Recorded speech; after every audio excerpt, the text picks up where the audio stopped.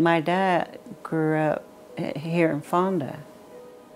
I think he was born in Fonda. And see, my mom, I think they were the same place, Fonda, down here. Then they got married. But my mother lived, I think, when her mother and her dad broke up, they split up. My grandmother moved to Los Angeles. And my grandfather raised my mom at Lawndale. But my dad lived here at Fonda. I don't know what happened. My mother and dad split up, or I don't know. And my grandma came after me. I was 3 months old. And I lived with her till I was 9 years old. And then we moved back here, this house. There was an old house over here. That's where my mom and dad live. We had 7 real brothers and sisters. Yeah, we had seven brothers and sisters.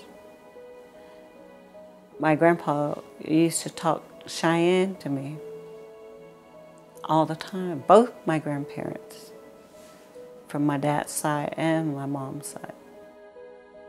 I can't speak it, but I can understand it. That's weird. Everybody say, what? You know, when they talking and, you know, I start laughing or I kind of get in a conversation. He said, how can you not speak it? I said, I don't know.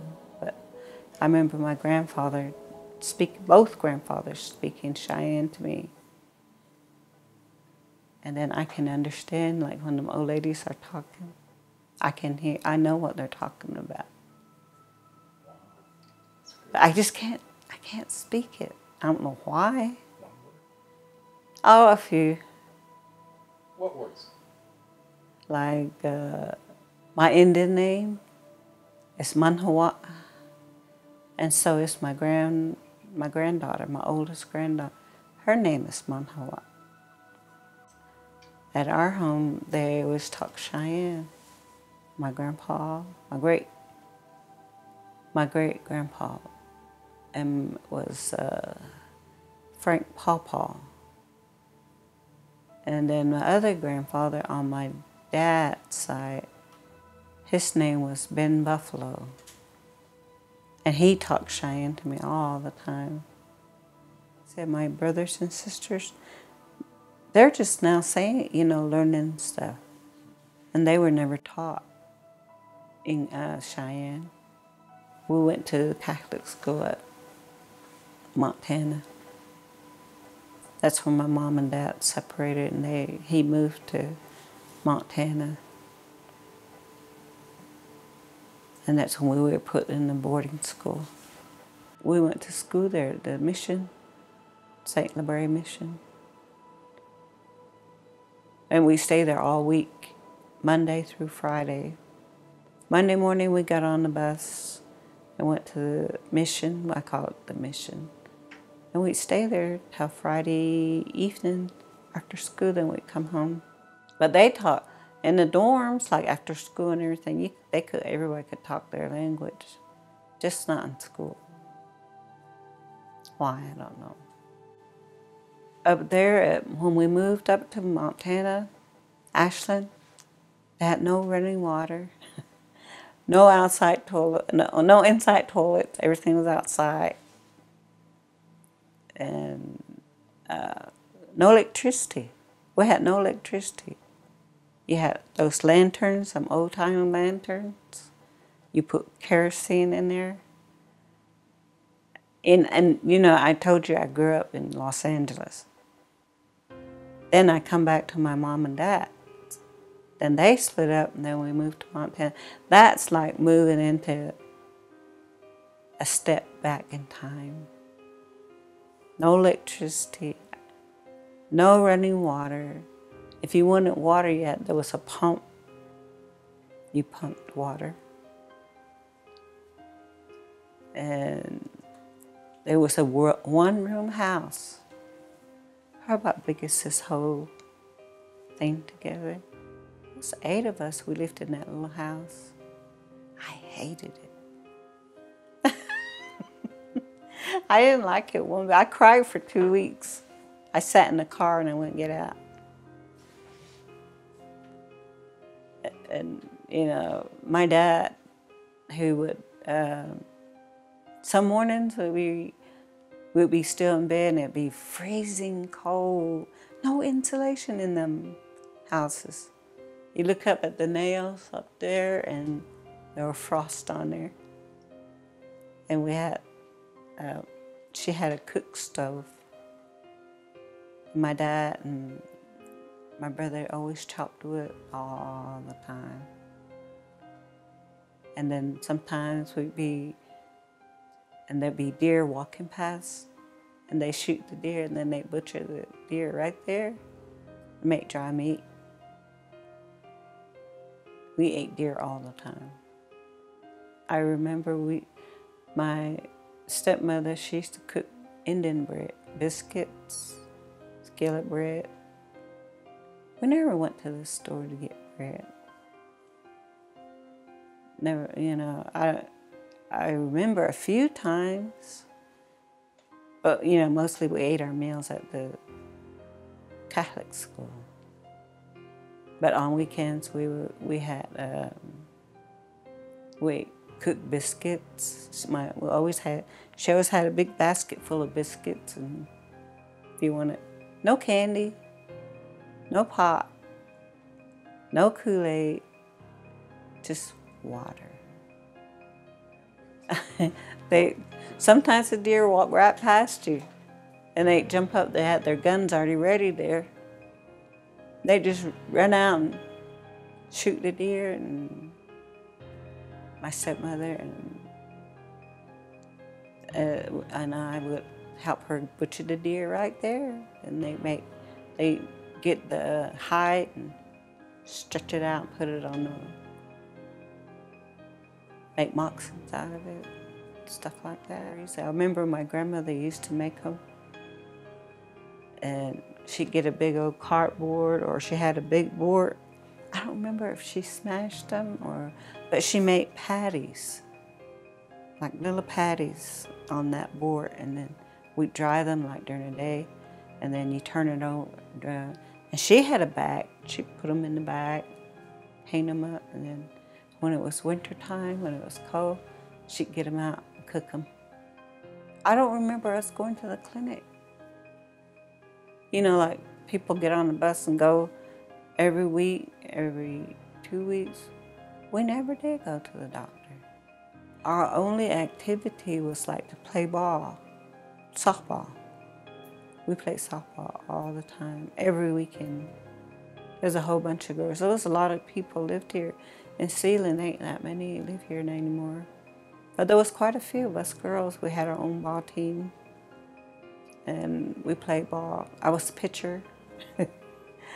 And we'd have like bingos during the week. We'd raise funds for our own equipment, and that was about our pastime. We played ball all week. We went to school. The ones that helped us was, his name was Marvin Black, and Irvin Bull. They were kind of like, what we call those, mentors. And they were the ones that, you know, made sure we went home that night, and got up early. Then we, you know, he'd get us with their own cars. We'd go maybe on 2 cars. They get gas money, and we would go play ball. I tried to go to school. That didn't really work out, because I didn't really have a home. My mom was an alcoholic.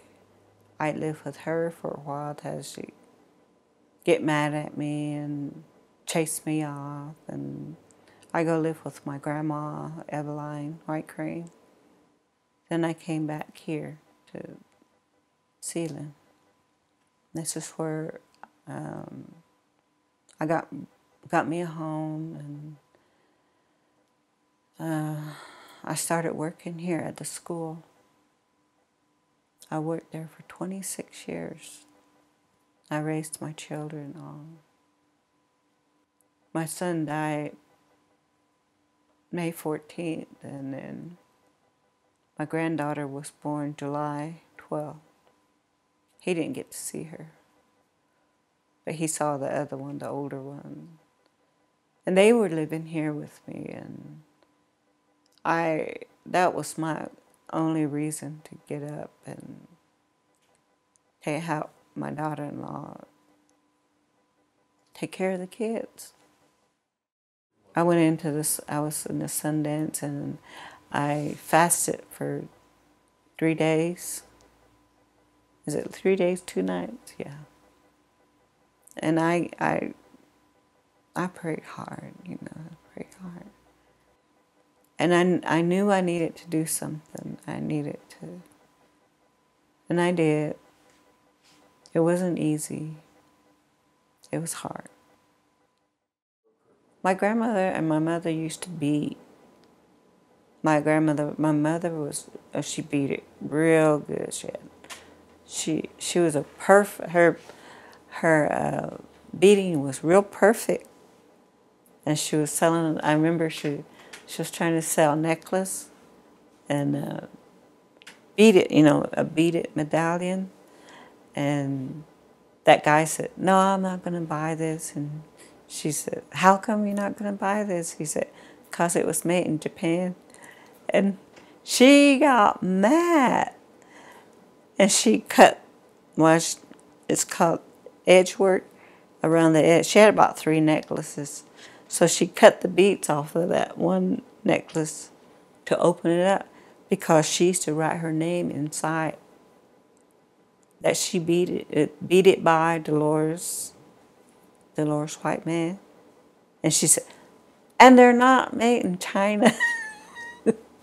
The beadwork's not from China. She said, "I made it." And she cut all those beads just to open that inside because she would have her name in there, her address. And she did beautiful work. She did real good work.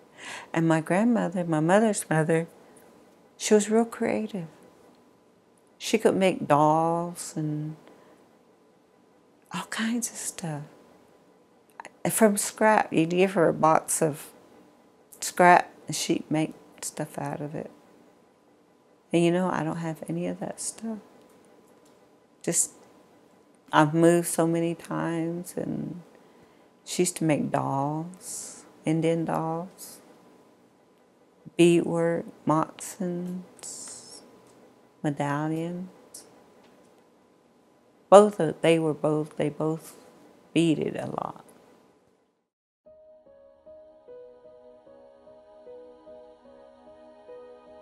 I miss my home place because I go by there every day, and sometimes I'll look off to that lone tree. There's a tree standing where we lived, our little house. We had a 1-room house, me and my grandmother and my brother.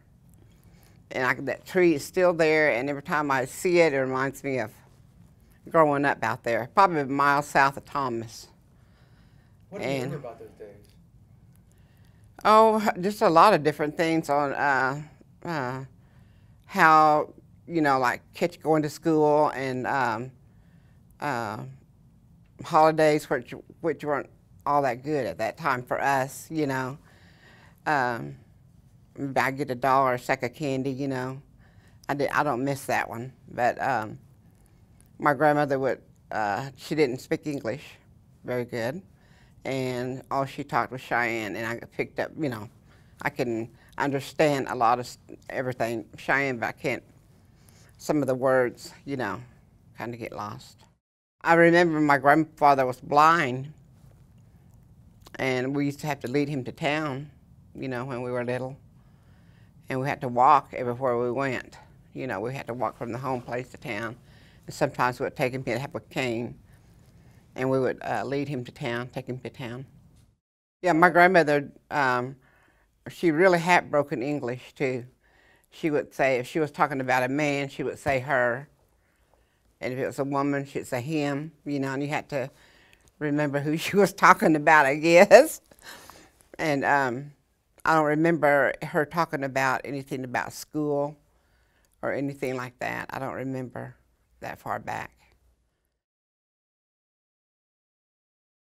Younger kids now, they only know the bad words.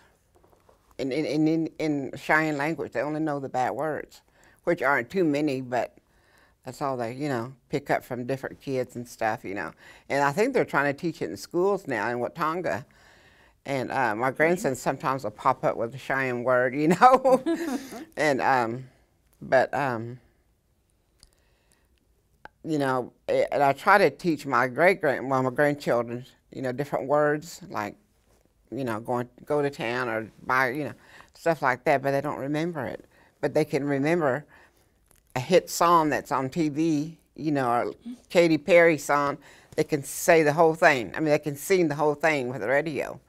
But if I talk Cheyenne to them, they can't remember anything. You know, and I don't do that every day. I don't speak my language at home. Well, I remember my mother telling me, because I used to want to learn Arapaho, and she's a survivor from the Indian schools.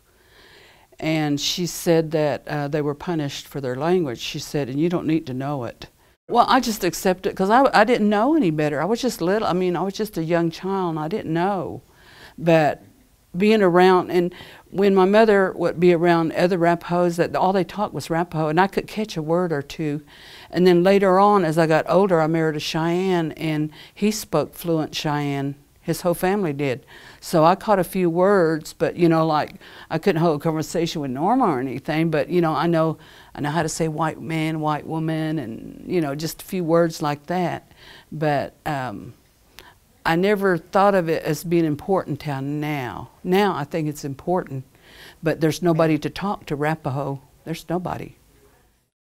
Just the last few years, you know, my Aunt Edna Cleveland, who was full Arapaho, was fluent in Arapaho, and about 10 years ago, she's been gone now about 5 years, but 10 years ago, a linguist person from OU came out the whole summer and recorded her Arapaho, so somewhere her language is at OU.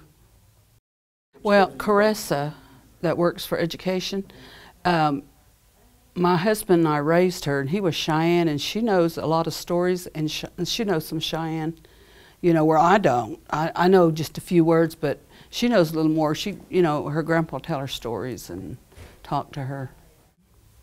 But you know, like in every community, and then you're going to hear this from every community, and I was on a school board there 16 years, there's still lots of prejudice.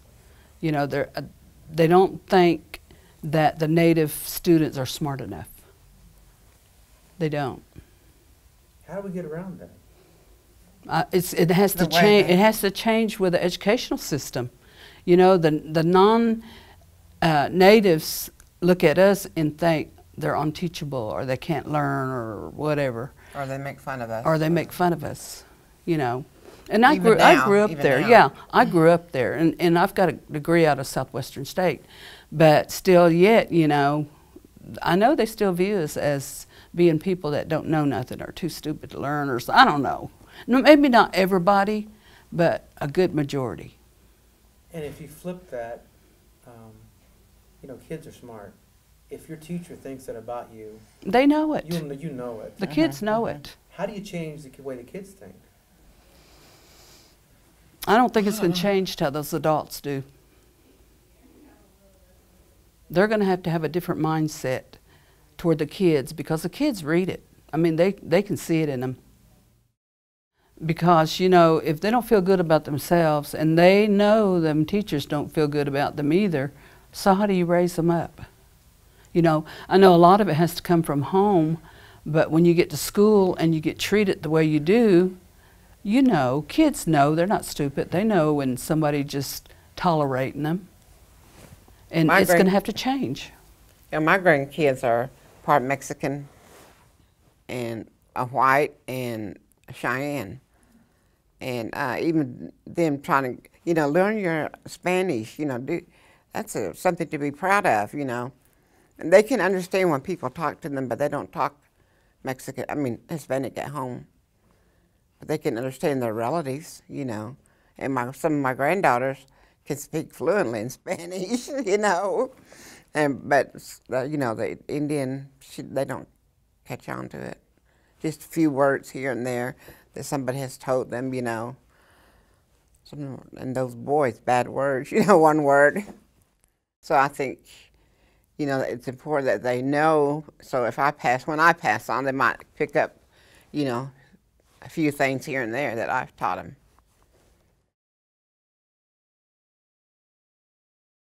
Probably to be proud of their heritage. Proud of where they came from. Where they came from. Their grandparents. Who their grandparents were. Mm-hmm. And where they're at now, I guess, the grandparents.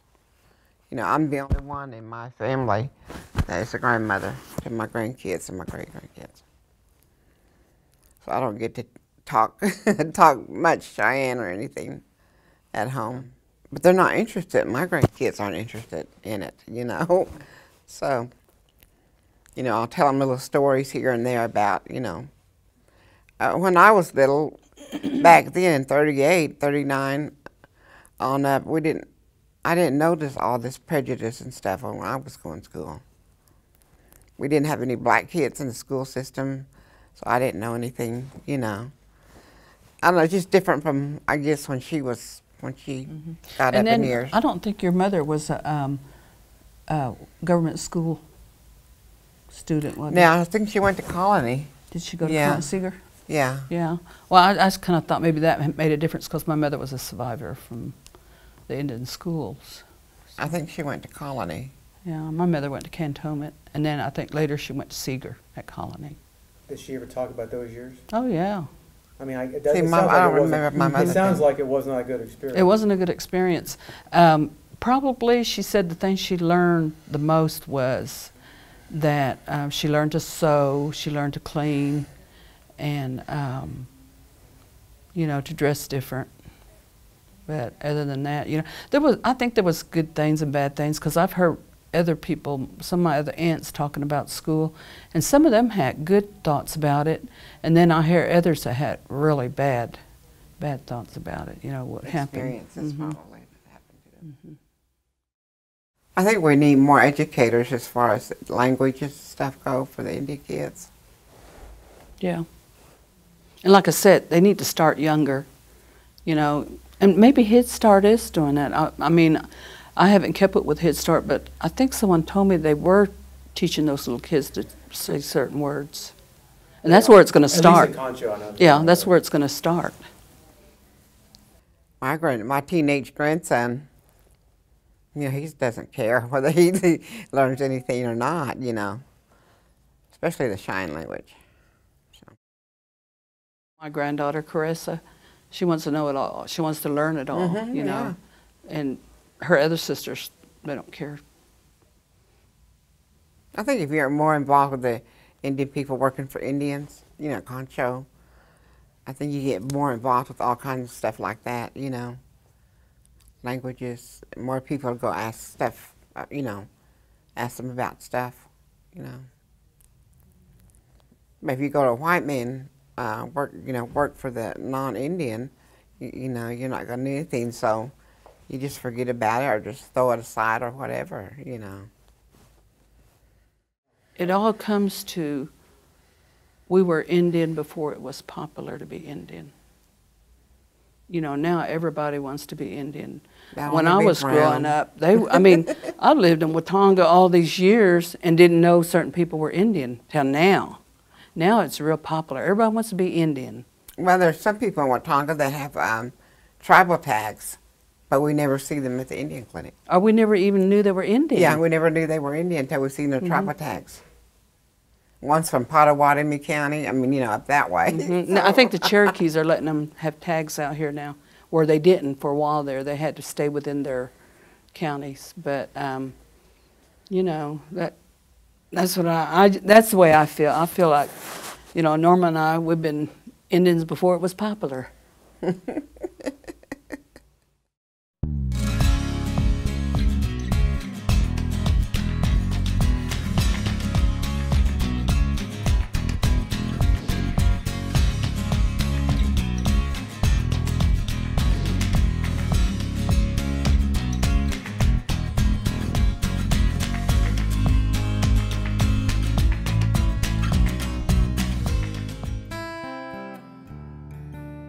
Our elders are an important part of our community. Providing them with information about available services, as well as assistance in gaining access to those services, is one of the main objectives of the Cheyenne and Arapaho Elder Program. Call 405-422-7571 for more information.